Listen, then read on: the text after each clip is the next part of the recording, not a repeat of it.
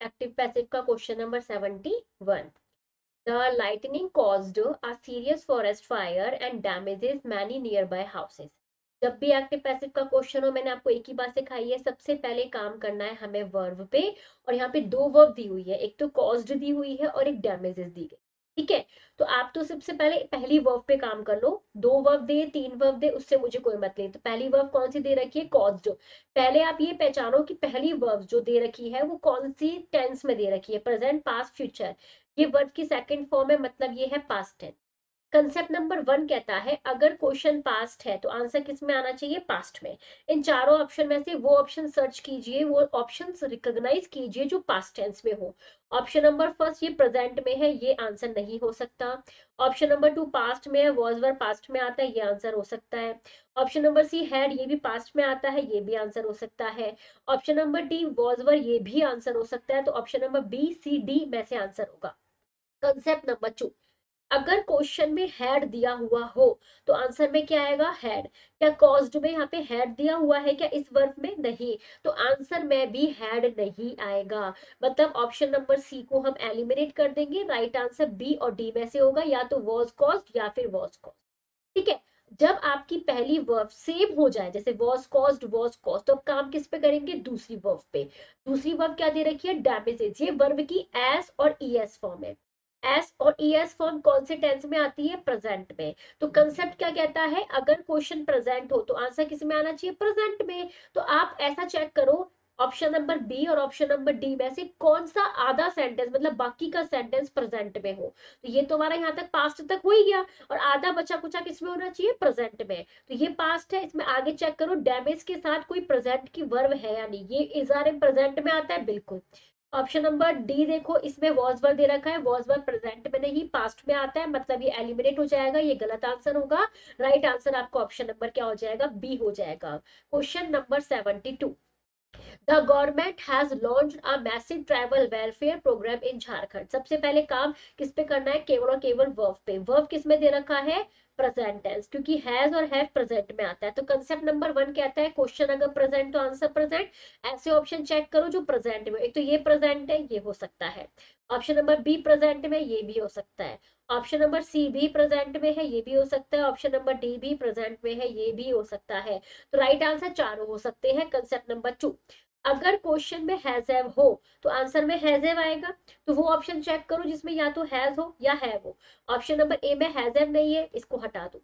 Option number B में है, option number सी में है, ऑप्शन नंबर डी में है। तो right answer B C D में से होगा। और मैंने आपको कंसेप्ट नंबर 4 बताया था, मैंने आपको 4 कंसेप्ट बताए थे, चारों कंसेप्ट में एक्टिव पैसिव सॉल्व करना बताया था। तो चौथा नंबर का कॉन्सेप्ट कहता है अगर क्वेश्चन को आप पैसिव वॉइस में बनाना चाहते हैं तो पैसिव वॉइस में बी प्लस मेन वर्ब की थर्ड फॉर्म का आना जरूरी है। बी की कौन कौन सी वर्ब होती है? बी होता है is, are, M.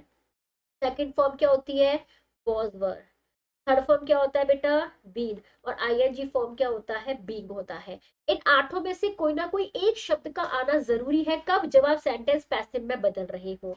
Option number B, option number C और ऑप्शन नंबर डी में से क्या यहाँ पर कोई भी ऐसी वर्ब दे रखी है? एक तो दे रखी है बीन, बिल्कुल इसमें दे रखी है। ऑप्शन नंबर सी में दे रखी है क्या? नहीं, ये हटा दो।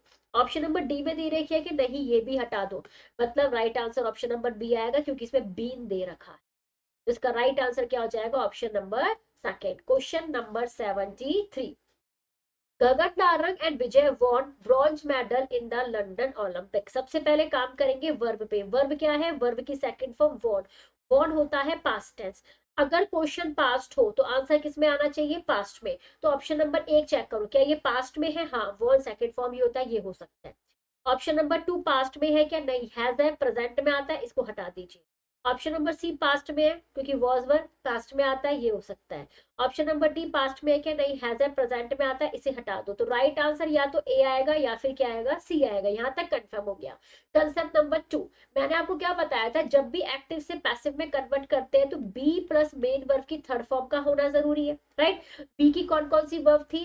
B, is, are, am. Second form was were, was were. Third form been, ING form be, इनमें से कोई ना कोई शब्द होना जरूरी है। ऑप्शन नंबर ए में दे रखा है क्या? नहीं। ऑप्शन नंबर सी में दे रखा है क्या? ये रहा वर, ये रहा वर आपका, ये रहा वर, मतलब आंसर सी होगा। ऑप्शन नंबर ए एलिमिनेट कर दिया जाएगा, तो राइट आंसर ऑप्शन नंबर क्या लगाएंगे? सी लगाएंगे। क्वेश्चन नंबर 74, द जज ordered the murderer to be hanged. इसमें देखो वर्ब एक तो ये है और एक ये वर्ब है, दो वर्ब वाले सेंटेंस है, कोई फर्क नहीं पड़ता, पहले पहले वर्ब पे काम कर लो आप, तो ये सोचो ये वाली वर्ब है ही नहीं। सबसे पहले ऑर्डर की सेकंड फॉर्म है, सेकंड फॉर्म का मतलब होता है पास्ट टेंस। कंसेप्ट कहता है, कंसेप्ट नंबर 1, अगर क्वेश्चन पास्ट में हो तो आंसर किस में आना चाहिए? पास्ट में। इन चारों में पास्ट के ऑप्शंस को अलग कर लीजिए। वॉज ऑर्डर्ड ये हो सकता है, वॉज ये भी हो सकता है, थर्ड में वॉज गिवन ये भी हो सकता है, यानी तो चारों ही ऑप्शन पास्ट में। कंसेप्ट नंबर 2, ऑर्डर की थर्ड फॉर्म आनी चाहिए, ऑर्डर की तो आएगी क्योंकि इसमें ऑर्डर वर्ब दे रखी है। ऑप्शन नंबर ए में दे रखा है, बिल्कुल।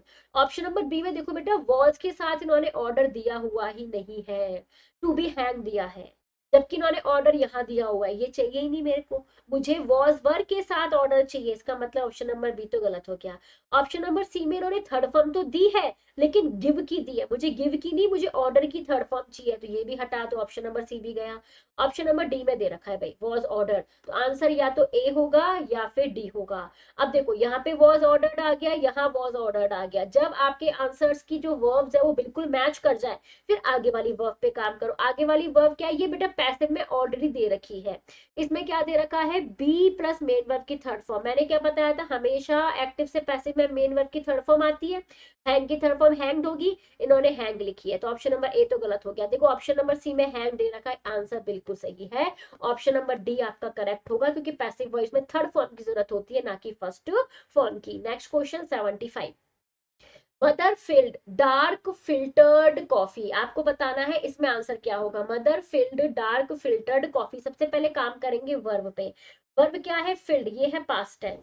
अगर क्वेश्चन पास्ट हो तो आंसर किस में आना चाहिए? पास्ट में। चारों में से पास्ट ऑप्शन चेक करो, ये पास्ट है, ये हो सकता है, ये पास्ट है क्या? हाँ भाई ये भी पास्ट है, ये भी हो सकता है, ये पास्ट है क्या? बिल्कुल है, और इसमें पास्ट है क्या? बिल्कुल है भाई, तो आंसर आपका ए बी सी डी चारों ही हो सकते हैं। कंसेप्ट नंबर 2, अगर क्वेश्चन की वर्ब में आईएनजी हो तो आंसर की वर्ब में आईएनजी आएगी। क्वेश्चन में आईएनजी दे रखी है नहीं, तो आंसर में आईएनजी कहाँ से आया? तो ये भी गलत हो जाएगा।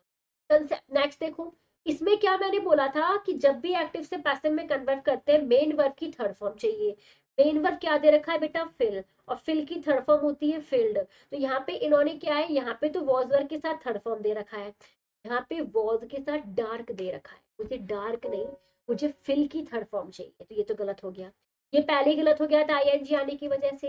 इसमें भी देखो वॉज डार्क, हालांकि वॉज के साथ फिल्ड भी दिया है वो तो ठीक है, लेकिन इसमें वॉज डार्क ये भी गलत हो गया, तो ये सेंटेंस भी गलत हो गया, तो राइट आंसर आपका ऑप्शन नंबर ए हुआ, यही आपका करेक्ट आंसर होगा। Question number 76, lower the boats, जब भी सेंटेंस की स्टार्टिंग वर्ब की फर्स्ट फॉर्म से हो तो सेंटेंस मैंने क्या बताया था? Let the door be open. एक चीज ध्यान रखना, तो लेट द डोर मतलब ऑब्जेक्ट, फिर बी, फिर मेन वर्ब की थर्ड फॉर्म का यूज किया जाएगा। तो सबसे पहले लेट वाला वाक्य किसमें है? केवल ऑप्शन नंबर ए में है, चेक करने की आगे जरूरत ही नहीं है, किसी में लेट दे ही नहीं रखा, तो आंसर आपका ये आएगा, क्योंकि जब भी क्वेश्चन वर्ब की फर्स्ट फॉर्म से शुरू होता है ये इंपैरेटिव सेंटेंस होते हैं, और इंपैरेटिव सेंटेंस किससे बनते हैं? लेट से। इन चारों ऑप्शन में केवल एक ही ऑप्शन में दे रखा है, इसका मतलब यही आपका राइट आंसर है। Next question 77, please make room for me. मैंने आपको बताया था जब भी क्वेश्चन में प्लीज या फिर काइंडली आ जाए तो सेंटेंस हमेशा आता है यू आर रिक्वेस्टेड टू। तो चेक कर लो किस ऑप्शन में, इसमें नहीं है, इसमें नहीं है, इसमें है, ये ऑर्डर दे रखा है, ऑर्डर नहीं, रिक्वेस्टेड चाहिए, ऑप्शन नंबर बी आपका करेक्ट हो जाएगा। Question number 78, I have to do it, question में क्या दे रखा है? Has have. अगर क्वेश्चन में हैज हैव है तो आंसर में भी या तो हैज आना चाहिए या फिर हैव आना चाहिए, ये चेक कर लो। इसमें शुड है, ये नहीं होगा, इज आर एम नहीं चाहिए, मुझे या तो हैज चाहिए या हैव चाहिए, वुड ये मॉडल हेल्पिंग वर्ब है, ये भी नहीं चाहिए, यही आपका राइट आंसर है, ऑप्शन नंबर डी। अब ये देखो क्वेश्चन फटाफट फटाफट कैसे हो रहे हैं, वरना इनके रूल्स फॉर्मूले याद करते रह जाओ। Question number next date is 79, बताइएगा क्वेश्चन नंबर 79 का आंसर क्या होगा। क्वेश्चन आपकी स्क्रीन पर जो कि आने वाला है,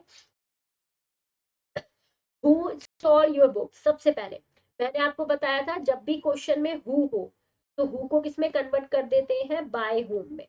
और ध्यान से देखिए इन चारों ही ऑप्शन में बाय हुम है, तो इसको मुझे चेक करने की जरूरत ही नहीं है, हो तो ठीक ना हो तो ठीक।